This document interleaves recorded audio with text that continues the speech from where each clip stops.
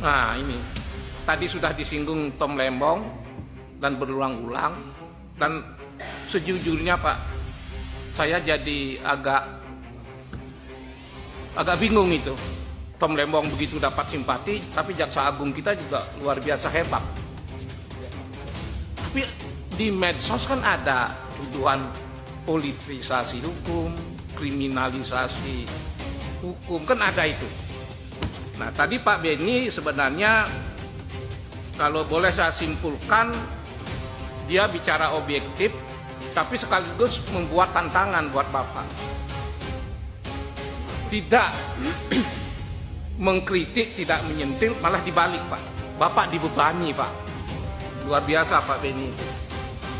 Maksud saya begini, Bapak pasti masih ingat rekam jejak Jaksa Agung Suprapto, dan saya baca bukunya dengan baik.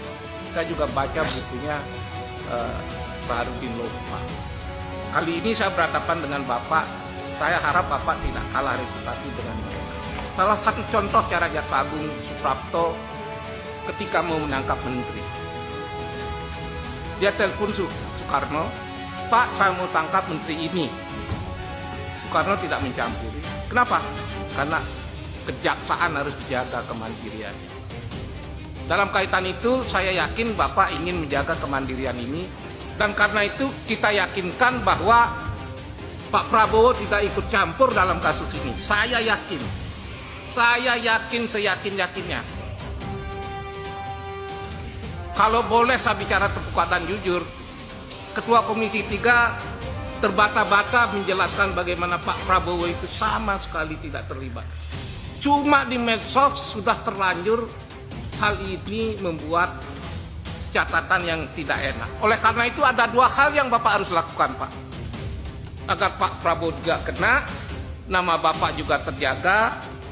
Satu, Bapak kan menahan orang.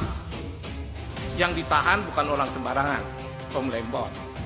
Kalau menahan itu kan harus ada dua alat bukti. Buka Pak alat buktinya Pak. Bapak jangan terlalu irit bicara begini, sementara medsos bicara luar biasa banyak. Kedua, kan Bapak lebih tahu dari saya Pak.